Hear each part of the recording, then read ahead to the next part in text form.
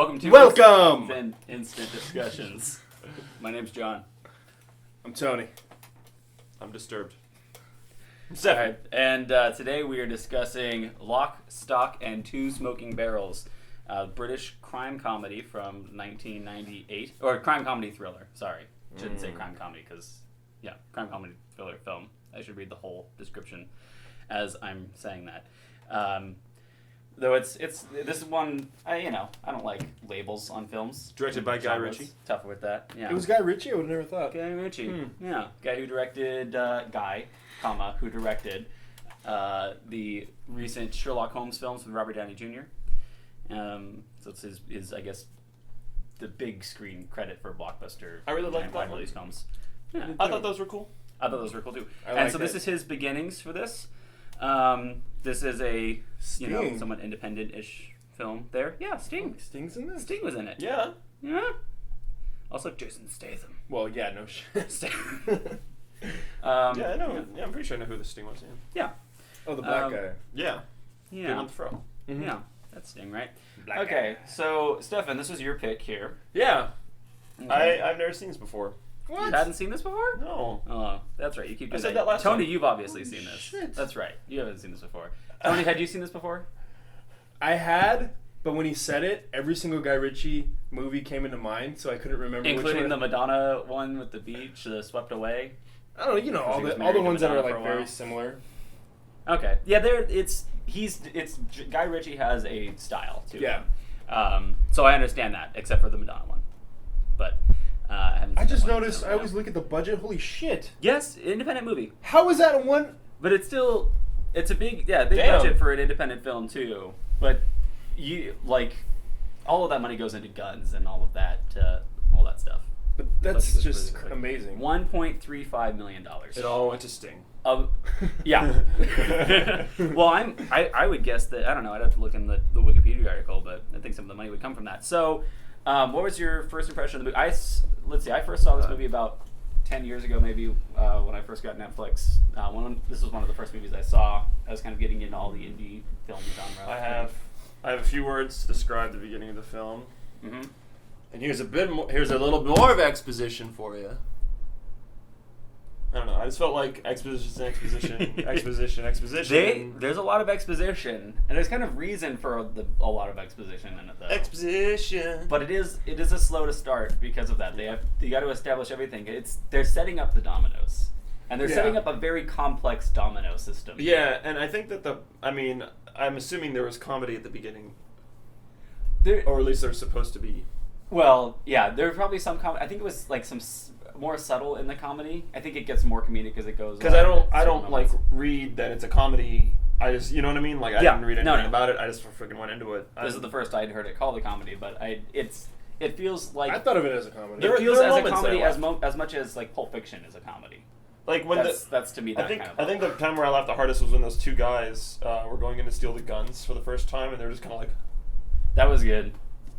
Like just how much they were just like looking around and being just terrible robbers. Yeah, I think the funniest moment for me, let's roll get into this, so the comedy moments then, since we're talking about the comedy of this, would be the subtitles when they get into all the Cockney slang in there, and he's talking about the guy with the afro and telling that story. I like the comedy in the subtitles. Kind of like the jive from Airplane. Yeah.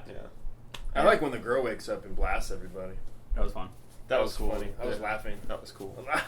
And then she misses.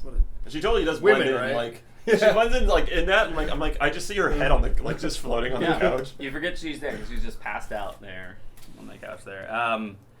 So I saw this a long time ago. I was younger and I loved it, and then I watched it again. It's still good, not as good as I remember. Not as strong writing. When I first saw it, I was like, this is amazing. The dialogue is incredible. I think it could be. I felt the same thing, and it might be just that we've seen much more like this now. Mm-hmm. Done really well. Yeah. And at this time, it's such a slice of this is Guy Ritchie's feel, and like Snatch. Oh. Yeah. Oh Lord. So good. Yeah. So I think the obviously saw those around the same time.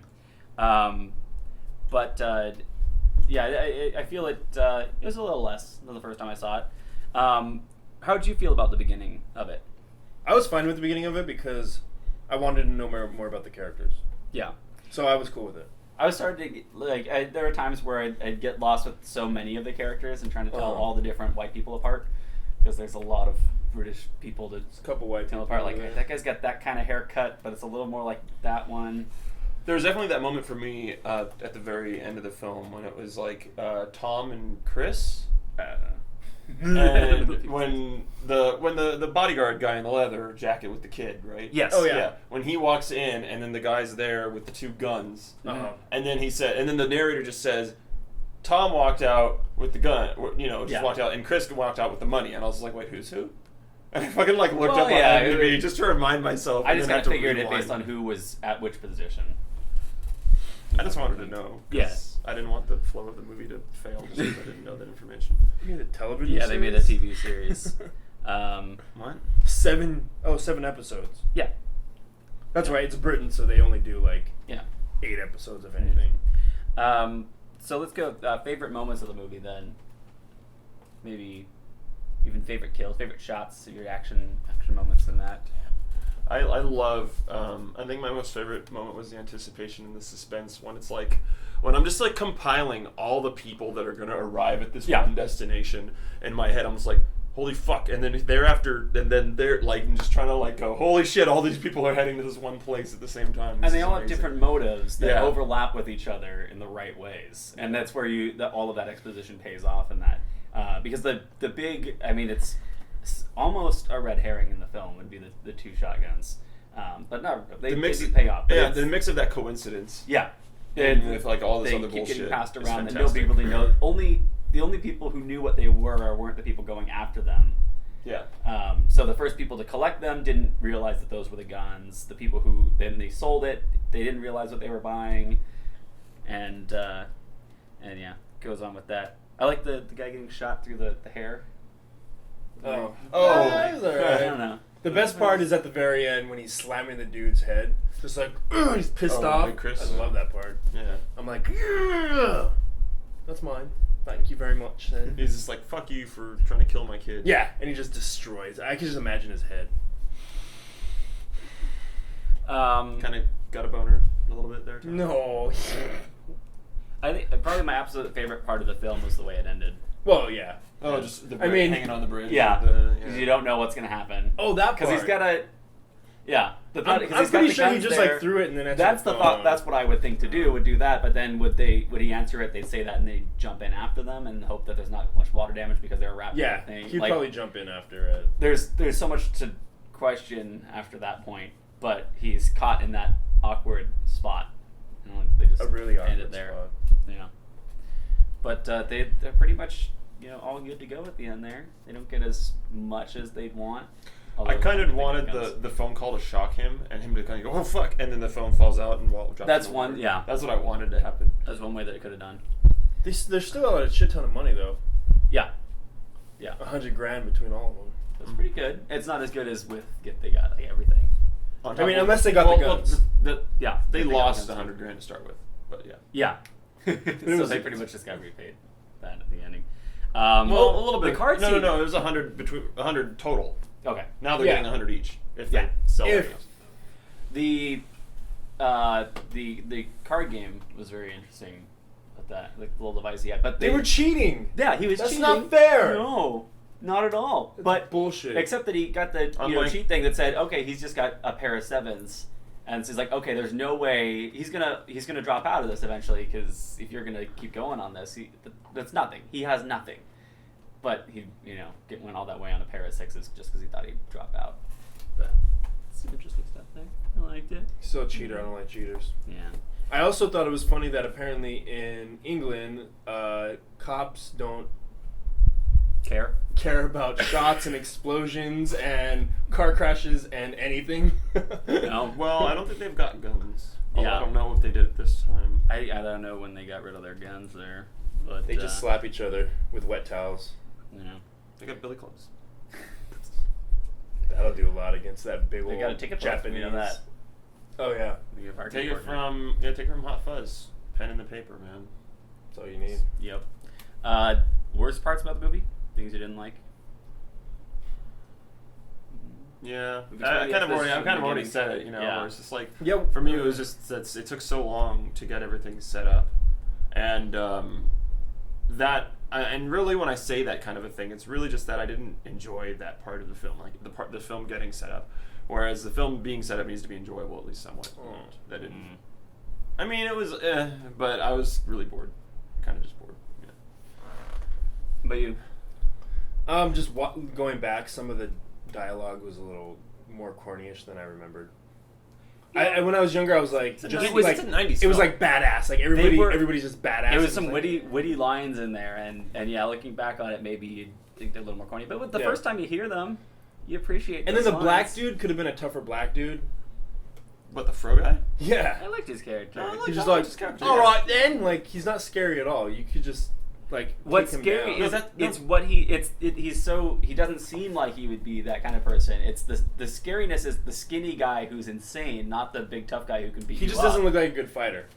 He doesn't need to be. No, He he's crazy. spits Yeah. 90 proof acid on or But fucking first- alcohol on you and then The lights important a part match. of the story was that first he took the fire extinguisher, put it Yes. way out far See? away from everything, then comes back, then lights him on fire. So he's set up that you're not going to be able to put him out easily, and then does it, and then goes back to watching the game as he burns. Like it's the calculatedness of it. It's not just the impulsiveness of I'm going to light you on fire. It's thinking everything out, premeditated. Small plot hole there, by the way. No, I don't care. Small what? There was a small plot hole because the guy runs out immediately and his friends are still sitting at the bar at the seats that the other Yeah. guys came in to take. But then the guys walk in and those are all empty. I don't know. Where Well, those, where those guys go. you know what I noticed when they were doing the slot machine? Mhm. Like nothing was happening. It was Oh, making no, yeah. noises and nothing. It was just dubbed over music. I noticed that too. I like the music in this. That one song that played in there that they I had some looked old school up, something jams. like Greek, Zorba the Greek. The like go with the mandolin and the sound there. I like the last It's song. a good one. I've heard it in other commercials and things now, and it's been reused. But when I looked it up, it was supposedly from this originally. a So last song. the film cost $1.385 million, which already is more than the money that's being dealt with in the film.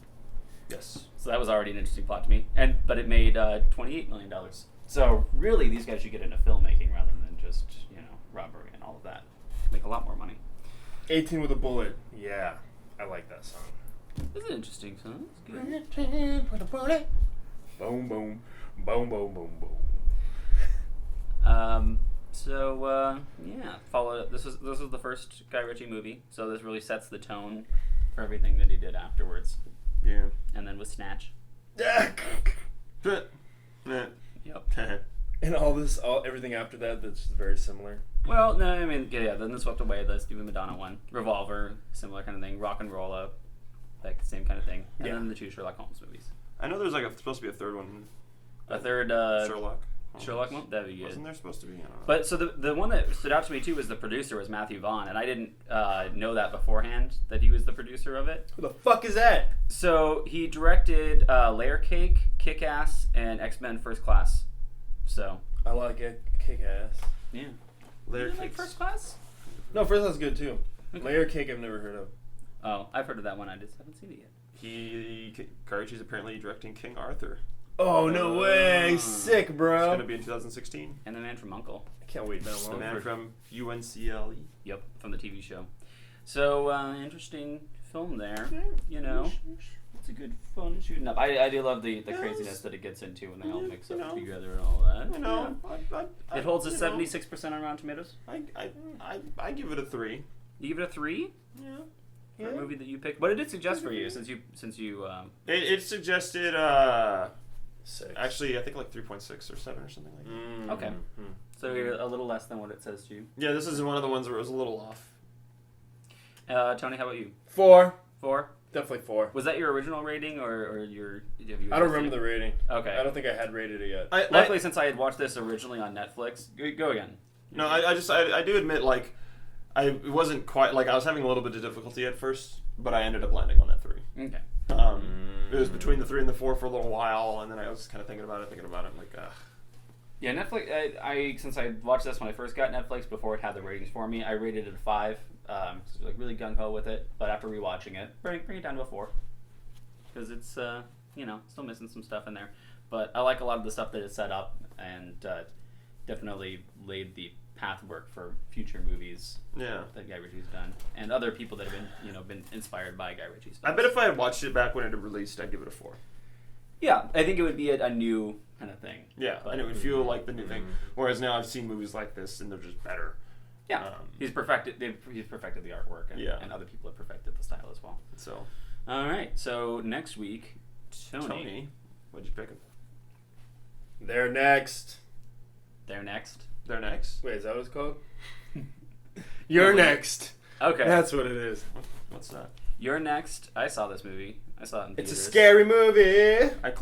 Oh yeah, you're gonna love this. Why did you tell them it was a scary movie? You should have told them it's a comedy. No, wait. You should have told them it's a satire. Wait, no. You should have told them It's a drama. it's a documentary. It's a dramedy. All right. Well, look, we're almost to October. You're gonna get a No! lot. It's horror season. Why are you starting now? You gotta get a little pre-Halloween in there. Halloween, guys. August. You never heard of that? Or September? Or whatever. September. Fuck, we. It's September now. Read a calendar. All right. You'll be okay, buddy. You'll be okay. All right. Your next is next. Thanks for watching this one. Yeah. And we'll see y'all next week. Maybe. Bye.